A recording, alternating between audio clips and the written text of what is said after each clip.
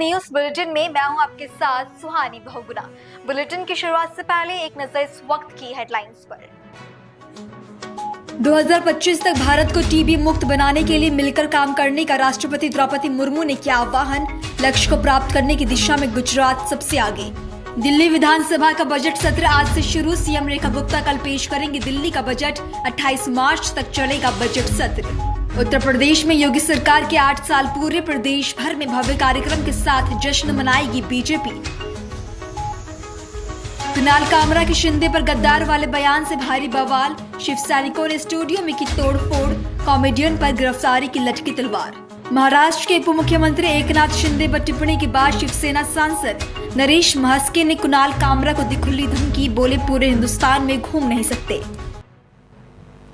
Headlines के बाद bulletin की शुरुआत इस वक्त की बड़ी खबर से करेंगे जो उत्तर प्रदेश के वाराणसी से सामने आ रही है, जहां कमिश्नरेट पुलिस को बड़ी सफलता हाथ लगी है। वाराणसी में कमिश्नरेट पुलिस को बड़ी सफलता हाथ लगी है। फाइनेंस कंपनी से चोरी करने वाले 4 अभियुक्तों को पुलिस ने गिरफ्तार कर लिया है।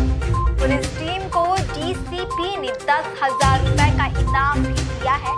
बीते 20 मार्च को इन चोरों ने चोरी की घटना को अंजाम दिया था। आरोपियों से पुलिस ने 1,29,000 रुपए बरामद किए हैं। फाइनेंस कंपनी के फील्ड रिकवरी एजेंट ने ये पूरी चोरी की साजिश रची थी।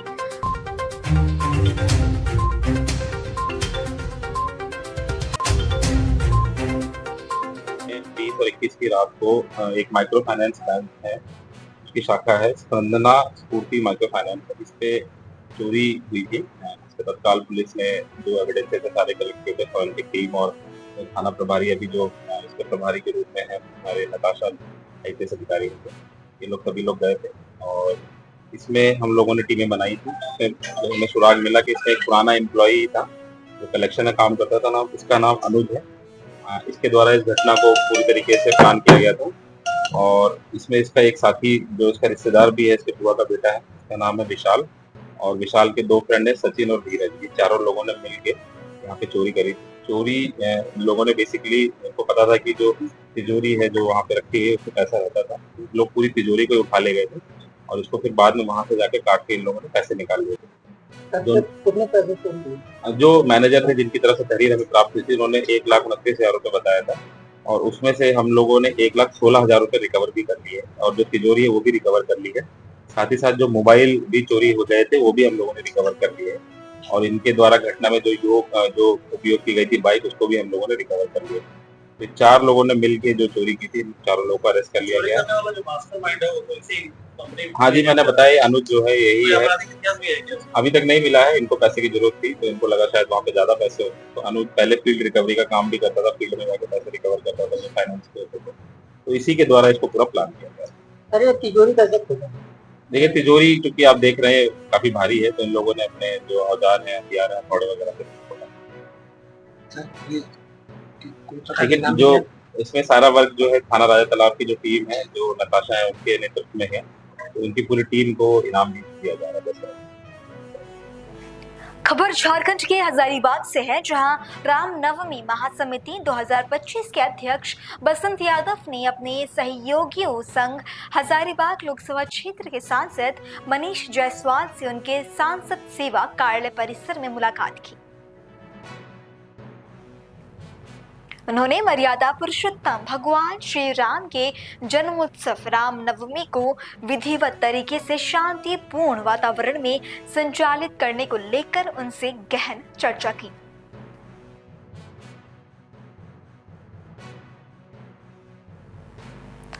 खबर पंजाब के लुधियाना से है, जहां के शेरपुर मार्केट 100 फुटा रोड राष्ट्र जनता दल के कार्यालय में चुनाव पदाधिकारी नियुक्त किए गए। पंजाब प्रदेश अध्यक्ष विपिन कुमार गुप्ता और जिला प्रधान बाबा अलाउद्दीन की अगुवाई में बाबूराम यादव और ब्रिजभूषण सिंह को पार्टी के द्वारा पंजाब प्रदेश चुनाव पदाधिकारी नियुक्त किए जाने पर सम्मानित किया गया।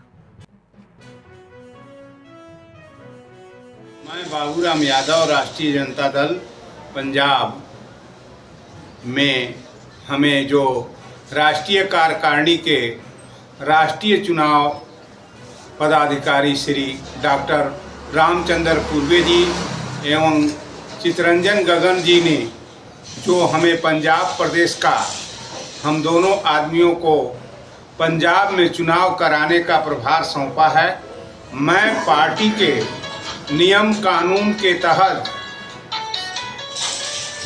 पंजाब के 2200 जिलों में के पदाधिकारियों को मनोनीत करके राष्ट्रीय पदाधिकारी को सौंपूंगा और आगे वो प्रधान पद की नियुक्ति करेंगे और पंजाब में पार्टी के नियम कानून के तहत पार्टी को ऊंचा उठाने का काम करूंगा। और मैं पंजाब में जो सदस्यता अभियान चल रहा है सभी जिलों में के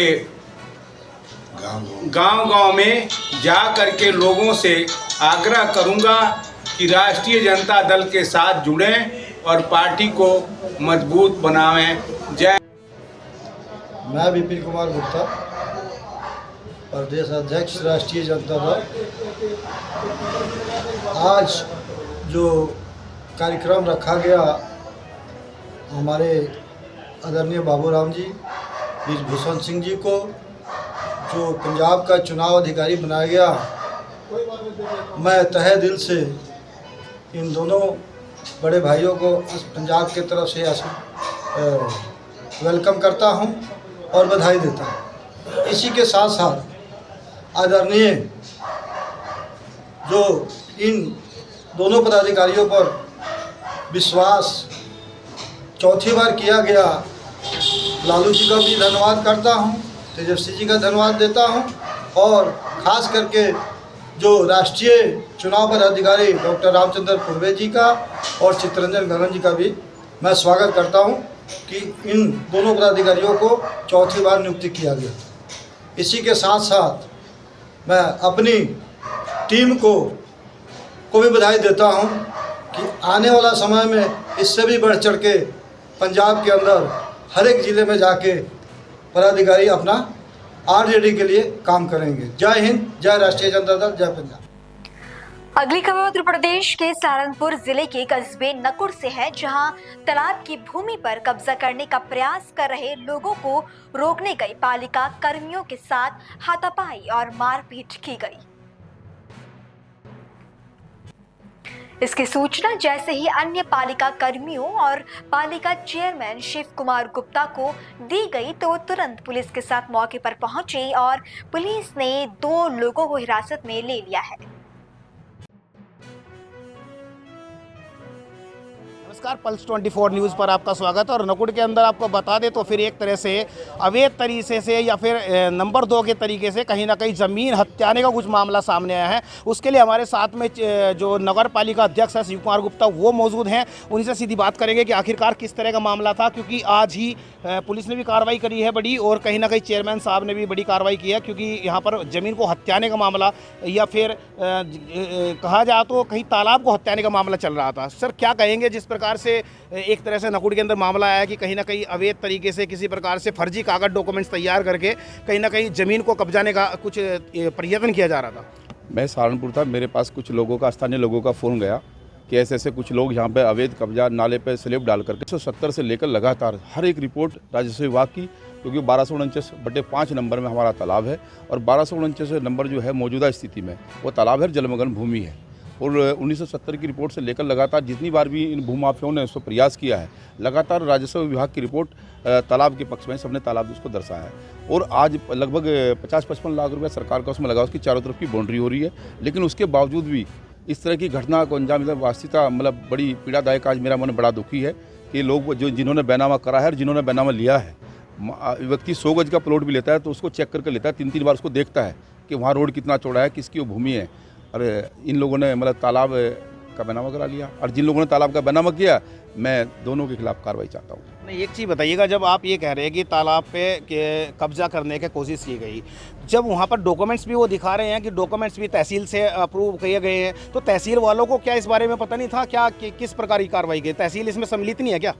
देखिए, मैं अभी किसी पे बिना मतलब की बात तो नहीं कर सकता। मुझे इतना पता है कि इन लोगों ने एक बैनामा बोला, बल्कि हमसे झूठ बोला गया। हमारे जो कर्मचारी सुरेश, हमारे वरिष्ठ लिपिक हैं, जो मौके पे गए, हमारी जो नगर पालिका परिषद की जो टीम गई है, क्योंकि मैं तो बाहर था, तो इन लोगों के साथ बड़ी बदतमीजी हुई। इन्होंने अपने पेपर भी कहा कि भई ये तालाब है और ये पेपर है मौके पे, उनके साथ भी बड़ी बदतमीजी हुई है। और इसमें कौन कौन लोग संलिप्त है, ये जांच का विषय है। मैं तो प्रशासन से, स्थानीय प्रशासन से और जिला प्रशासन से एक ही निवेदन करता हूँ कि इसकी जाँच हो और जाँच में जो भी दोषी हो उसको कार्रवाई होनी चाहिए। नहीं सर, आप ये बात कह रहे हैं जिस प्रकार की कह रहे हैं कि होनी चाहिए कार्रवाई, क्या बीजेपी का राज है? और योगी सरकार खुद कह रही है कि तालाबों को कब्जा मुक्त कराया जाए। इसी प्रकार से कब्जा हो रहे हैं और खासकर बताई जाती है कि आपके ऑफिस के आसपास, जो कार्यालय के आसपास ही कब्जा हो रहा है, आप ही के आसपास। देखिए, सरकार सजग है, प्रशासन सजग है, तभी इतनी बड़ी कार्रवाई हो रही है। अभी इंस्पेक्टर साहब से, हमारे सीओ साहब से और एसपीआरए साहब से सीएम मेरी बात हो चुकी है और अभी 1 घंटे के अंदर अंदर कार्रवाई हो रही है। तो ये सरकार की बात है, सरकार बाबा योगी की सरकार। तो इस सरकार में किसी की हिम्मत नहीं है, किसी भूमाफिया की हिम्मत नहीं कि किसी की ज़मीन की तरफ। ये तो सरकारी भूमि है, ये तो तालाब है, पूरे नगर का पानी डंपिंग होकर इसी तालाब से निकलता है। अगर इसमें जरा से भी कहीं दिक्कत आई तो पूरा नगर तो मेरा तबाह हो जाएगा। चलिए, ये बात करते हैं आलोक जी। आलोक जी, क्या कहेंगे? बीजेपी का एक नकुड़ के अंदर अभी कब्जा है और इसी प्रकार दूसरे उसके ज़मीन को कब्जाने लगे नगर पालिका, क्या कहेंगे? देखिए विकास जी, कोई भी योगी राज में तालाब तो क्या 1 इंच ज़मीन का टुकड़ा भी कब्जा नहीं सकता है। जिन लोगों ने ये प्रयास किया है उनके खिलाफ चेयरमैन साहब ने रिपोर्ट कर दी है, प्रशासन भी और पार्टी के द्वारा भी उन पर सख्त से सख्त कार्रवाई की जाएगी। चलिए, तो यहाँ पर देहात से भी हैं, बीजेपी से, इनसे बात करते हैं। क्या कहेंगे फौजी साहब, जिस प्रकार से ये कार्रवाई की जा रही है, मतलब कि डॉक्यूमेंट तैयार कर दिए गए और प्रशासन को इसकी रिपोर्ट दे दी गई है। तहसील स्तर पर हुआ है, किस स्तर पर हुआ उसकी जांच होगी। बाबा योगी की सरकार है, कोई भी भूमाफिया किसी प्रकार का कब्जा नहीं कर पाएगा। चलिए, एक और बात करते हैं कि हाँ, नगर पालिका के कुछ कर्मचारियों के साथ बदतमीजी हुई है, उसके बारे में क्या कहेंगे? मौके पे जब कर्मचारी गए, मैंने बोल दिया अभी कि उनके साथ बदतमीजी की गई, उनको धमकाया गया और धमकाने के साथ उनको भयभीत किया गया। लेकिन हमारे कर्मचारियों ने तुरंत तत्परता से पुलिस को कार्रवाई के लिए फ़ोन किया और पुलिस मौके पे जाकर के पुलिस के सामने भी बदतमीजी हुई है। तो पुलिस ने एक बड़ी कार्रवाई की है और हमारे जिला प्रशासन की तरफ से मुझे आश्वासन मिला है। हमारे एसपीआरए साहब और कप्तान साहब की तरफ से सीओ साहब बैठे हैं, उनकी सब की तरफ से आश्वासन हुआ है कि इस तरह की घटना कोई किसी की हिम्मत नहीं हुई कर दे। चलिए, तो ये थी यहाँ से नकुड़ से, क्योंकि एक तरह से एक रखा गया कि कोई प्रॉपर्टी थी, यानी तालाब था, तालाब के साथ साथ में वहाँ पर कब्जा करने की कोशिश की गई। लेकिन उसी टाइम पे वहाँ पर पुलिस पहुँच चुकी, पुलिस ने हिरासत में ले लिया भी और हिरासत के बाद में यहाँ पर जो इन्होंने अभी तहरीर दिया उसी के आधार पर कार्रवाई की जा रही है। कार्रवाई करने के साथ साथ लेकिन सबसे बड़ा क्या यही मुद्दा रहेगा, क्या योगी सरकार में अभी भी इस प्रकार के अतिक्रमण चलते रहेंगे या फिर इसी प्रकार से कब्जा चलता रहेगा? बने रहेगा हमारे चैनल के साथ। नमस्कार। फिलहाल वक्त हो गया एक छोटे से ब्रेक का। बने रही पल्स 24 न्यूज के साथ।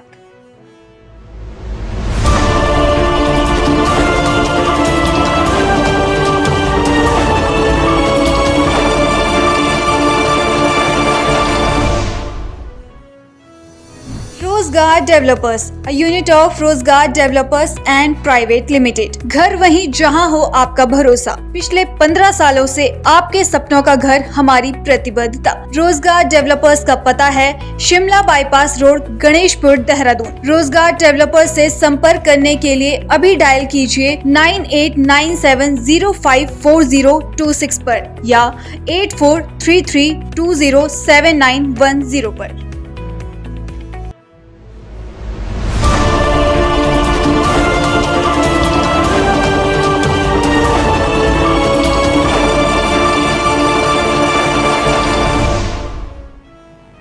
और इस छोटे से ब्रेक के बाद आपका बुलेटिन में फिर से स्वागत है।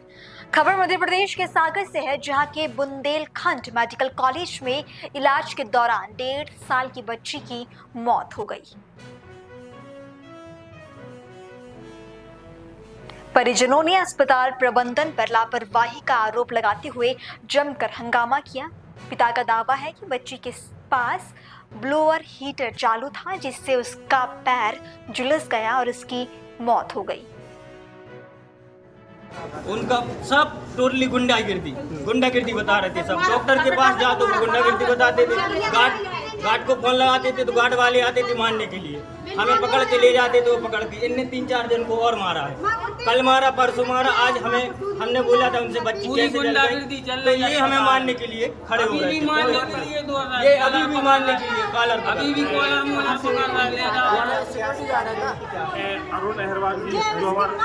अरुण अहरवाल जी हमारा स्टाफ है, इन्होंने हमें बताया कि भैया हम 15-20 दिन से यहाँ बच्ची का दवाई करा रहे हैं, कोई आराम नहीं है और बार बार बुंदेलखंड मेडिकल कॉलेज के डॉक्टर दबाव बना रहे हैं कि आप अपनी बच्ची को ले जाओ, ये बचेगी नहीं, आप अपनी बच्ची को ले जाओ। 2-3 दिन से रेगुलर दबाव बना रहे हैं। जब हम रात में आए डॉक्टरों से बात की तो डॉक्टरों ने भी हमसे बोला कि आप अपने इसको बच्चे को यहाँ से ले जाओ, हम लोग इलाज नहीं कर पाएंगे। और हम यहाँ रात में चले गए, सुबह जब हम आए तो बच्ची का पूरा पैर जला हुआ था। जब हमने डॉक्टरों से बात की तो डॉक्टरों का कहना था, कोई जैन करके, क्या नाम है उनका, कोई जैन करके डॉक्टर है, प्रवीण जैन करके, उनका कहना हमसे ये था कि हम एक पेशेंट को 24 घंटा नहीं देख सकते। उनने हीटर चालू करके और बच्ची के बाद छोड़ दिए जानबूझ के। बच्ची का आप देख सकते हैं पूरा पैर जला हुआ है। पूरी लापरवाही बुंदेलखंड मेडिकल कॉलेज की है। यह बुंदेलखंड मेडिकल कॉलेज नहीं, मौत का कॉलेज बन गया है। यहाँ जितना लोग यहाँ स्वस्थ नहीं होते उतने से ज़्यादा यहाँ मौत हो रही है। और यहाँ का जो सिक्योरिटी गार्ड है, जिसकी भी सिक्योरिटी है, फुल गुंडागर्दी हो रही है। अगर यहाँ कोई पेशेंट अगर कोई आवाज़ उठाता है इनके खिलाफ तो उसको छेक के मारते हैं। मेरे सामने एक रूम बना हुआ है, अंदर गार्डों ने 8-10 गार्डों ने उसको छेक के मारा। उसने कुछ अपने उसके परिजन भर्ती होंगे, उसने पूछा या कोई आया, इन गार्डों ने छेक के मारा। हमारे साथ भी बदतमीजी की गई और अभी भी यहाँ के जो सिक्योरिटी इंचार्ज है हमें मारने की कोशिश कर रहे थे। कौन सा गंभीर रोग था जिसके लिए ये लोग इलाज नहीं कर पा रहे थे? उसके लिए सर्दी थी, निमोनिया, उसकी सर्दी थी तो सर्दी से उसको निमोनिया हो गया था, जिसका निमोनिया का इलाज करा रहे थे। और निमोनिया का इलाज हो सकता था, कोई बड़ी बीमारी नहीं है निमोनिया, लेकिन उनकी लापरवाही से बच्ची की आज मौत हो गई। और उसकी बॉडी आप चेक कर सकते हैं, पूरी जल गई है बॉडी। क्या मांग कर रहे हैं? हमें मांग कर रहे हैं कि जितने संबंधित यहाँ डॉक्टर हैं उनके खिलाफ FIR दर्ज हो और पीड़ित परिवार के लिए बहुत ही ज़्यादा गरीब है, उसको कुछ सरकार की तरफ से आर्थिक राशि दी जाए। क्या नाम है आपका?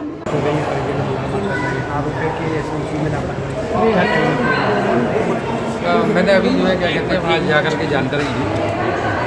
वो जो पेशेंट का पिछले 10-15 दिन से और उसके पहले से बीमार था, इसके पहले शायद 10-15 डिस्ट्रिक्ट हॉस्पिटल में ही भर्ती रहा हो। वहाँ से लॉन्च होने के 21 मार्च को यहाँ पे भर्ती हुआ है। तो उस वक्त जो है उसके सभी बहुत पानी की कमी थी, सीवियर डिहाइड्रेशन था, खून की कमी थी, इन्फेक्शन भी था, दिमाग का बुखार भी था। तो इस कंडीशन को लेकर के उसको भर्ती किया था और 21 मार्च को भर्ती हुआ, करीब शाम को 8 बजे। तो उसकी कंडीशन तो पहले से ख़राब थी, उसका ट्रीटमेंट चल ही रहा था। और ऐसे केसों में क्या है कि टेम्परेचर भी बहुत डाउन होता है, बॉडी का टेम्परेचर डाउन होता है, जैसा कि वहाँ के चिकित्सकों ने बताया मेरे को। तो स्थिति बहुत गंभीर थी, वेंटिलेटर जैसा था, ऑक्सीजन सब लगी थी, ट्रीटमेंट चल रहा था। और उसको एक्सप्लेन करते रहे, तो बीच में एक्सप्लेन भी डॉक्टरों ने किया कि इसकी स्थिति ऐसी। बच्ची जली कैसे, आप फैक्ट पे बात कीजिए। हाँ, बच्ची जलने का वही मैं कह रहा हूँ, हाइपोथर्मिया होता है उसमें। तो हाइपोथर्मिया की वजह से उसको ब्लोअर जो रहता है, एयर ब्लोअर, वो उसको लगाया गया था। वो एयर ब्लोअर लगाने के बाद काफ़ी दूर था वो, और बीच में उनके अटेंडरों से उनसे बोला ही कोई थोड़ा है इस पर ध्यान देते रहा, इसको बीच में बंद चालू, मतलब इसको कर लापरवाही से हुआ है। लापरवाही कहेंगे इसकी तो अपन जांच करेंगे। जो भी इसके देखो, जो भी दोषी पाया जाएगा, जो भी दोषी अगर लापरवाही है वो दोषी पाया जाएगा तो उसके खिलाफ एक्शन। आप डॉक्टर हैं, इस तरह की काफ़ी ऑपरेट कर चुके हैं, आपकी नज़र से कैसे क्या है ये, आपने तो कुछ ऑब्जर्व किया ना? देखा नहीं एक्चुअली, तो मैं जब आया था तो बच्ची मैंने देख नहीं पाया हूँ, इसलिए वो बच्ची अगर देखा होता तो मैं बता देता। मगर इसमें पैर जला है, मेरे को लगा है, एक वीडियो भी वायरल हुआ है। हाँ, हाथ भी जला है, पैर भी जला है। पैर का वीडियो देखा था। अगर उसमें अगर लग रहा है कि लापरवाही है, किसकी लापरवाही मानते हैं आप इसमें? जिसकी भी लापरवाही, अगर हमारे स्टाफ की लापरवाही, कैसे उसको कैसे मुआवजा मिलेगा, कैसे वो अपने बच्चे को? देखो, पेशेंट बीमार था, पेशेंट तो पहले से ही काफ़ी ज़्यादा स्थिति थी, मगर पैर जलने की जहाँ तक बात है उसके लिए अगर जो भी मतलब तो मरा तो जलने ही।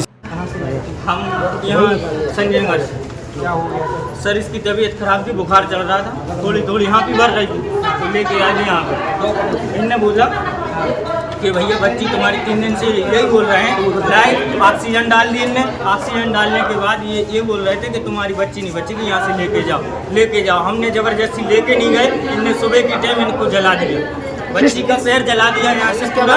और हमने उनसे बोला तो यहाँ के गार्ड हमें मारने के लिए, पहले जला नहीं था, नहीं पहले नहीं जला,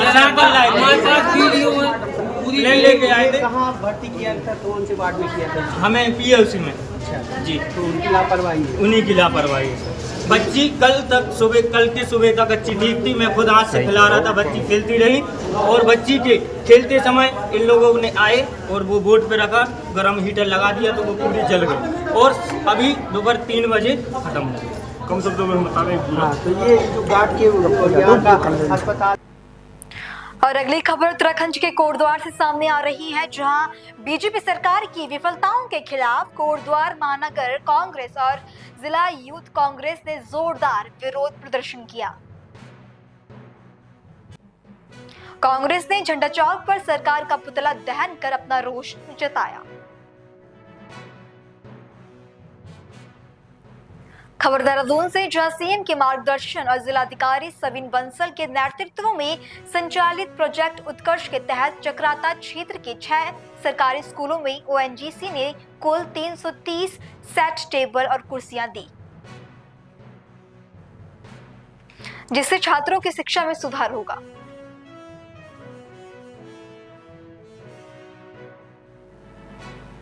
खबर श्रीनगर से, जहां कोतवाली श्रीनगर में कन्हैया शाहू ने अपनी दुकान पर कारीगरों का काम करने वाले अमन कुमार के विरुद्ध दुकान से सोना चोरी करने के संबंध में सूचना दी।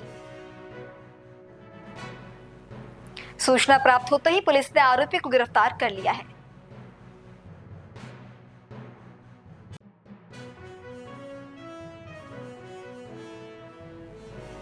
उत्तराखंड के एसएसपी पौड़ी लोकेश्वर सिंह के नेतृत्व में पुलिस ने साइबर धोखाधड़ी करने वाले अंतर्राज्यीय गैंग के एक फरार अभियुक्त को गिरफ्तार किया। अभियुक्त को हरियाणा से गिरफ्तार किया गया है। आरोपी पर 5,000 रुपए का इनाम पहले से ही घोषित था।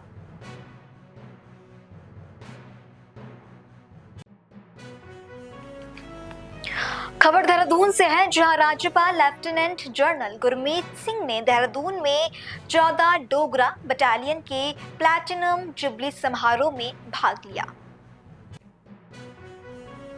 उनको कई प्रतिष्ठित पुरस्कारों से सम्मानित किया गया।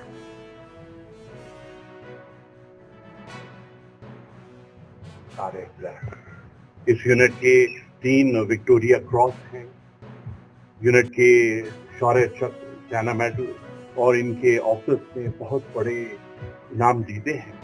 आज के दिन हम सबके लिए जरूरी है कि हम एक बार फिर अपना संकल्प लें कि किस प्रकार से राष्ट्र की सेवा, राष्ट्र की निर्माण और किस प्रकार आने वाले समय के लिए हम अपने लक्ष्य को, मिशन को तैयार करें। और सच कहूं तो भारतीय फौज के एक सैनिक ने पूरे देश को जो नेशन फर्स्ट की एक राह दिखाई है और अपने राष्ट्र की रक्षा के लिए अपने प्राणों की बलिदानी का जो एक जज्बा है, जब मैं इस यूनिट के जवानों को देखता हूं तो उनके अंदर में देखने से एक अलग ही लेवल का साहस, शौर्य और एक पराक्रम का जज्बा दिखाई देता है। मेरे को बहुत अवसर मिले हैं जीवन में जहाँ पर मैंने डोगरा रेजिमेंट के साथ में समय बिताया है and I am deeply proud of every.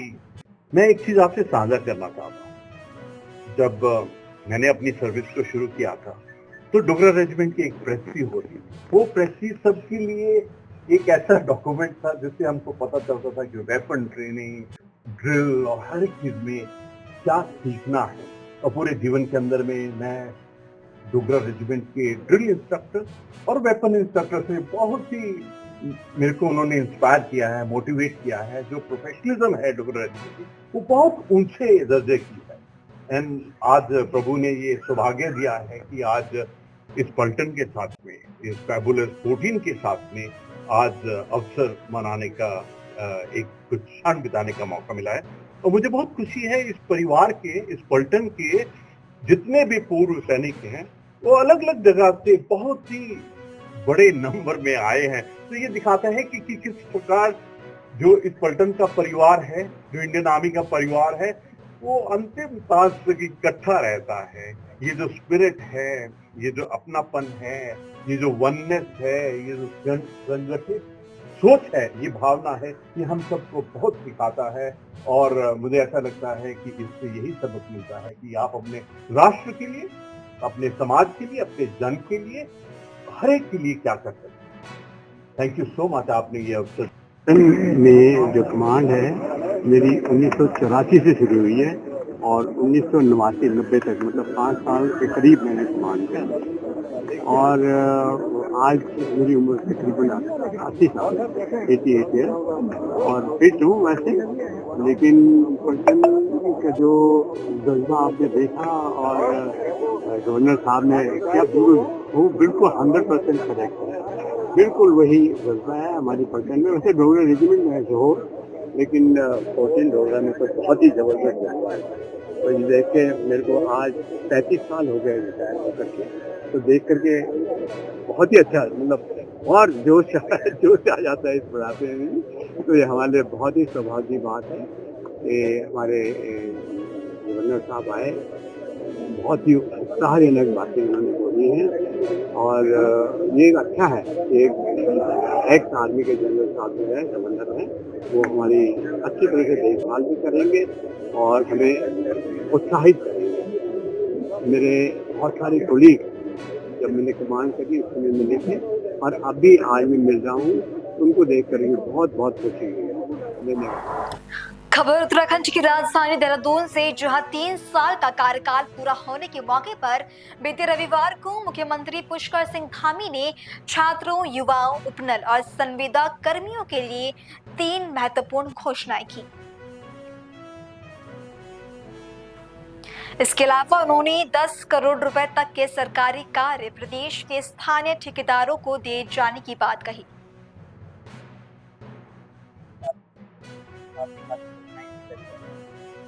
तरीके से अब आगे का देखिए, माननीय मुख्यमंत्री ने आज उनका 30 साल का कार्यकाल पूरा हुआ और आगे 2 साल के लिए बहुत बड़ी घोषणाएं की, उत्तर कर्मियों को लेकर के हो, चाहे उत्तराखंड के नौनियालों को लेकर के हो और चाहे स्थानीय ठेकेदारों को लेकर के। ये बहुत बड़ी बात उन्होंने कही है और भारतीय जनता पार्टी की सरकार और माननीय मुख्यमंत्री पुष्कर सिंह धामी जी उतना ही कहते हैं जितना वो कर सकते हैं। और आज देख रहा है, वो धरातल में दिख रहा है।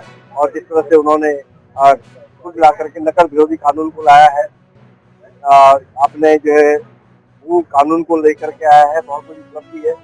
यूनिफॉर्म सिविल कोड को लेकर के जिस तरह से आज पूरे देश में वाई हो रही है, ये मुख्यमंत्री जी पुष्कर सिंह धामी ही कर सकते हैं, क्योंकि एक युवा सोच है, युवा चिंतन है, इसलिए देश आगे।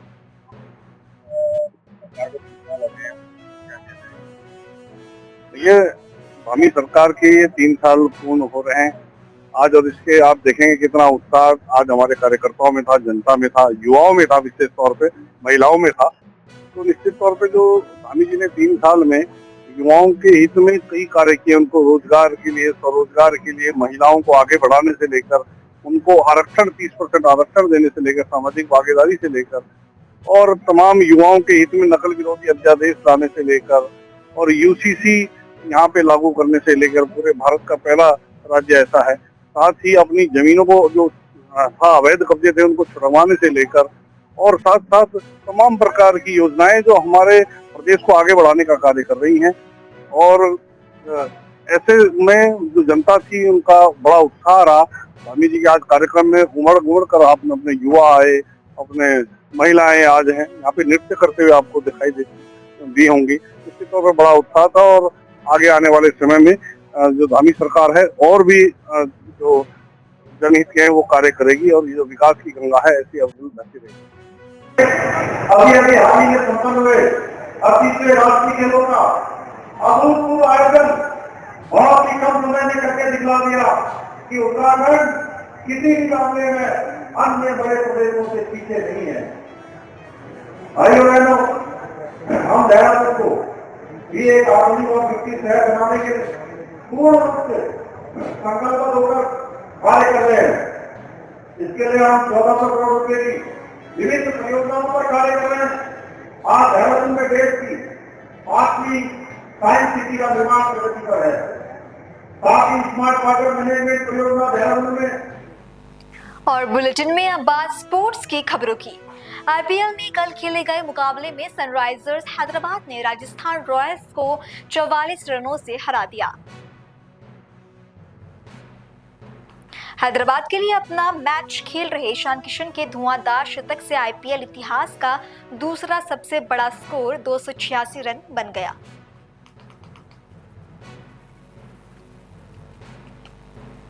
आईपीएल में कल खेले गए दूसरे मुकाबले में चेन्नई सुपर किंग्स ने मुंबई इंडियंस को 4 विकेट से हराकर आईपीएल 18 में अपने अभियान की शुरुआत जीत के साथ की।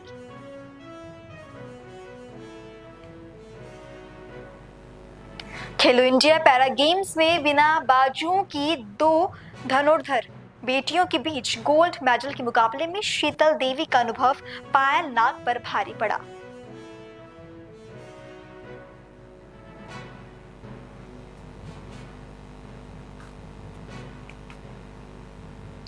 न्यूजीलैंड और पाकिस्तान के बीच खेली जा रही 5 मैचों की T20 सीरीज को न्यूजीलैंड ने अपने नाम कर लिया है। अब उसके पास 3-1 की अजय बढ़त है।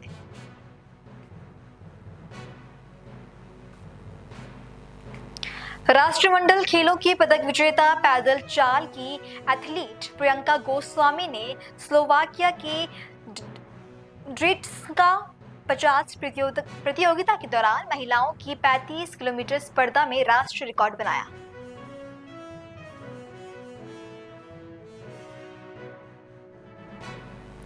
फिलहाल बुलेटिन में इतना ही। देश और दुनिया की बाकी तमाम खबरों के लिए आप देखते रहें पल्स 24 न्यूज। नमस्कार।